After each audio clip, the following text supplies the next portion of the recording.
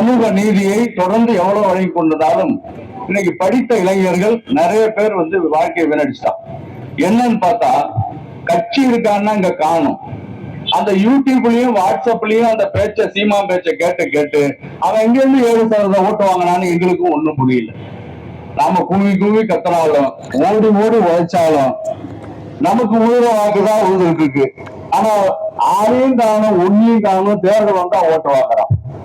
இப்ப பேசலாம், தந்தை பெரியாரை இழிவாக பேசலாம்.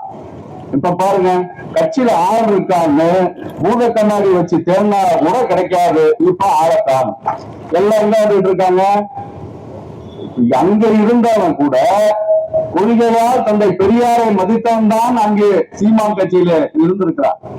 அதனால இப்ப என்ன ஆச்சு, இன்னுமே தமிழ் மண்ணை காப்பாற்ற வேண்டும் என்றால், கொள்கையோடு இருக்க வேண்டும் என்றால், சுயமரியாதையோடு இருக்க வேண்டும் என்றால் அது திராவிட முன்னேற்ற கழகத்தில் தான் இருக்க வேண்டும் என்று இன்னைக்கு திராவிட முன்னேற்ற கழகத்திலே ஒவ்வொரு மாவட்டத்திலேயும் சேர்ந்து கொண்டிருக்கிறார்.